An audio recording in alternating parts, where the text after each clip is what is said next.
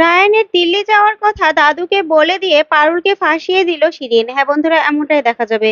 তাই সম্পূর্ণ জানতে ভিডিওটিতে লাইক দেওয়া, চ্যানেলটি সাবস্ক্রাইব করে দেখতে থাকুন। গল্পের শুরুতে দেখা যাবে রায়ানের পারুল পরীক্ষা দিতে যায়। তখনই শিরিন রায়ানকে বলে, রায়ান, আসলে আমি কালকে না রাগ করেছিলাম, তাই তোকে প্রথম পেপারটা দেখাতে পারিনি, কিন্তু আজকে আমি তোকে দেখাবো, চল। তখন রায়ান বলে, না থ্যাঙ্কস, তুই বলেছিস সেটাই চলবে, কিন্তু আমি সারা রাত ধরে পারুলের গাইডলাইনে আমি পড়াশোনা করেছি, বুঝতে পেরেছিস? আজকে আমার পরীক্ষা আমি দিতে পারবো। তখন এই কথা বললেই পারুল বলে, শুনেছিস তো ও কি বলেছে? চল রায়ান, ওর সঙ্গে শুধু শুধু কথা বলে সময় নষ্ট করবি না। এই বলে পারুল রায়ানকে নিয়ে সেখান থেকে চলে যায়। তখন এই কাণ্ড দেখে তুর্য কলম দিয়ে নিজের হাতে নিজে আঘাত করতে থাকে। তখন সেই ব্যাপারটা শিরিন দেখে। তখনই শিরিন তুর্যর কাছে আসে। তখন তুর্য আবার মনে মনে ভাবে, কি ব্যাপার, শিরিন আবার বুঝে ফেললো না তো, কিছু দেখে ফেললো না তো? এই বলে হাতটা লুকিয়ে ফেলে। তখন শিরিন তুর্যকে একটা রুমাল দেয় আর বলে, হাতটা কেটে গেছে তো, নিশ্চয় ব্লিডিং হচ্ছে, নাও এটা দিয়ে বেঁধে নাও। তখন এই কথা বলেই শিরিন সেখান থেকে চলে যায়। আর তুর্য ওইদিকে দেখা যাবে গোপাল রুকুর কথা শুনে পাগলের মতো খুশি হয়ে যায়। তখন অদ্ভুত কাণ্ড করতে থাকে, যা দেখে পারুলের মা বোন সহ সবাই চমকে যায় আর বলে, কি হয়েছে গোপাল, এরকম করছিস কেন? তখন গোপাল বলে, কাকি, অনেক ভালো লাগছে গো, অদ্ভুত একটা আনন্দ হচ্ছে, তার জন্যই তার জন্য আমি এমন করছি। তখনই গোপাল বাজারের ব্যাগ ছুঁড়ে ফেলে দিয়ে নিজের শার্ট খুলে নাচতে থাকে, যা দেখে সবাই অবাক হয়ে তাকিয়ে থাকে। তারপরে গোপাল স্বপ্নে দেখতে থাকে যে রূপো আর গোপাল খুব ভালো আছে আর ওরা একসঙ্গে শাড়ি বুনছে। তারপরে রূপো গোপালের গালে চুমু দিচ্ছে। তখন এই দেখে গোপাল অদ্ভুত ভাবে হাসতে থাকে। তখনই দেখা যাবে পারুলের মা এসে গোপালের গায়ে জল ঢেলে দেয় আর বলে, গোপাল, কি হয়েছে, তুই এরকম করছিস কেন? তখন গোপাল বলে, কাকি, তোমাদেরকে বোঝাতে পারবো না গো, আমার সঙ্গে কি হয়েছে, কি হয়েছে আমার সঙ্গে তোমাদের বোঝাতে পারবো না। এই বলে গোপাল সেখান থেকে নাচতে নাচতে চলে যায়।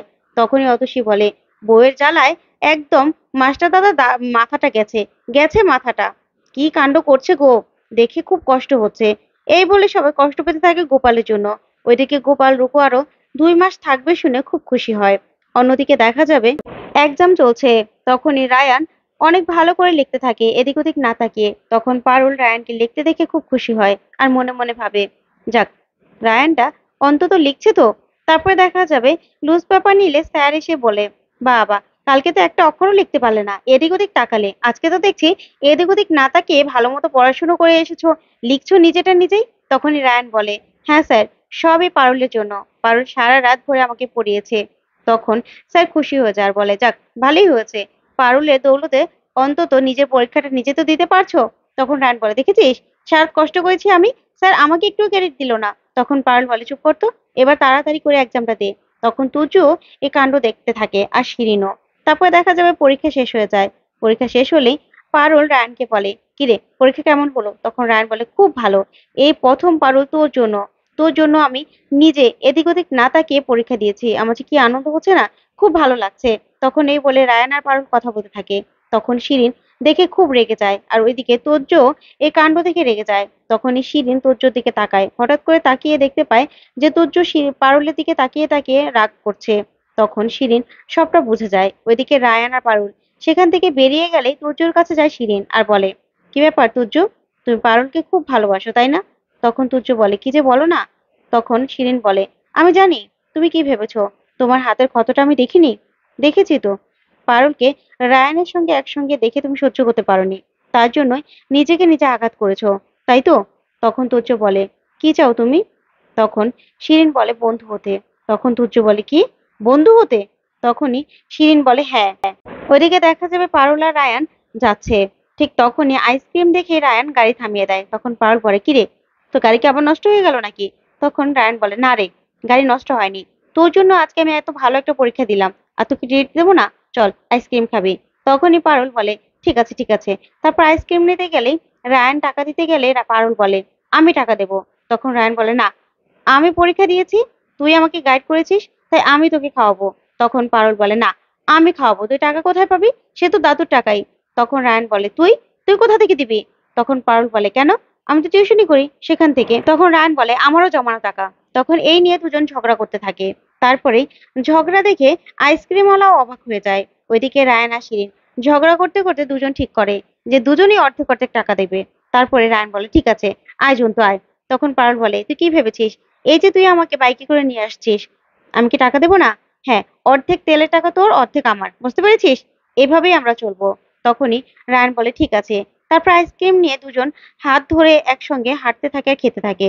তারপরে ওরা বাড়ি চলে যায়। ওইদিকে দেখা যাবে এক ক্যাফেতে গিয়ে বসে শিরিন আর তুর্য।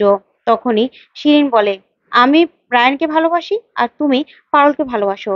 এবার দুজনে একসঙ্গে হয়ে একসঙ্গে হাত মিলিয়ে ওদের দুজনকে আলাদা করতে হবে।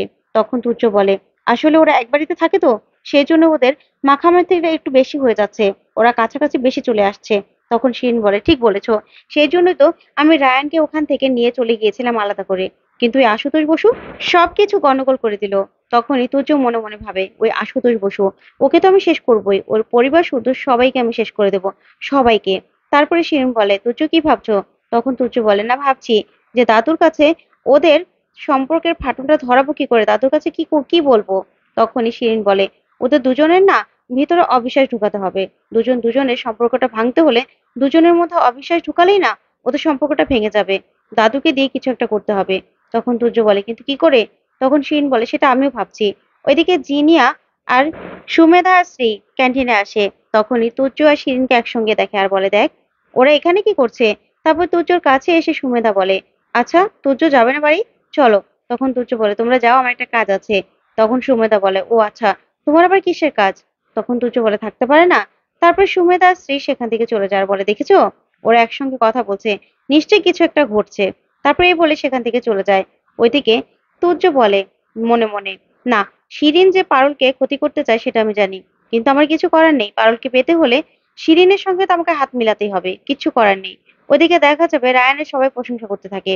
তারপর সবাই চলে গেলেই পারুলকে রায়ান বলে, থ্যাংক ইউ, তোর জন্যই আজকে আমি এতটা কনফিডেন্স পেয়েছিলাম। তখন পারুল বলে, না রে রায়ান, তুই পড়লে এখনো পারিস, তুই কেন পড়িস না বলতো? তুই এখন থেকে ভালো করে পড়াশোনা করবি, বুঝতে পেরেছিস? তখন রায়ান বলে, না, আমার এই পড়াশোনা না ভালো লাগে না, একদম না। আমি তো একটা কাজ করেছি, তোকে বলি, তুই না দাদুকে বলবি না, ঠিক আছে? আমি একটা ফর্ম তুলেছি, সেটাই ফিল আপ করে আমি জমা দেবো। যদি আমি সিলেক্টেড হয়ে যাই না, আমি দিল্লি চলে যাব। তখন পারুল বলে, তুই দিল্লি চলে যাবি? এই বাড়ির সবাই তোকে মিস করবে তো। তখন রায়ান বলে, তুই মিস করবি? তখন পারুল বলে, না, আমি মিস করবো না। তখনই পারুল বলে, আমি না দাদুকে বলে দেবো। তখন রায়ান বলে, একদম বলবি না দাদুকে, বুঝতে পেরেছিস? তখন পারুল বলে, বলবোই। তো পড়াশোনা ছেড়ে এসব কি করবি? হ্যাঁ, পড়াশোনাটা আগে শেষ কর, আমি তো বলেছি তোর পাশে আমি আছি। তখন রায়ান বলে, না, আমার পড়াশোনা করতে ভালো লাগে না, আমি এটার উপরে পড়াশোনা করব, যেহেতু আমার একটা হতে ইচ্ছে করে, তাই আমি সেটা নিয়ে করব। তখনই পারুলের সঙ্গে ঝগড়া করে পারুল সেখান থেকে চলে যায়। ওইদিকে রায়ান রেগে শিরিনকে ফোন করে।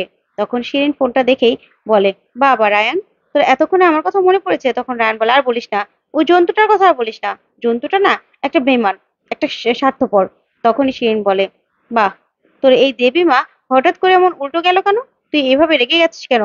তখনই রায়ান সবটা শিরিনকে খুলে বলে আর বলে, জানিস তো, ও না বাধা দিচ্ছে সব কিছুতে উল্টো। তখনই শিরিন বলে, না না, আমি চাই তুই তোর কেরিয়ার কর, ঠিক আছে? তোর কেরিয়ারের জন্য যত দূর যাওয়া সম্ভব তুই যা। তখনই রায়ান বলে, এই তো, তোকে তো সেই জন্যই আমি এত পছন্দ করি, তুই তুই আমার পাশে আছিস, তুই আমার বন্ধু, প্রকৃত বন্ধু। তখন শিরিন বলে, হ্যাঁ, তুই না যা, তোর কেরিয়ার করতে যা, আমি তোর সঙ্গে দেখা করতে যাব।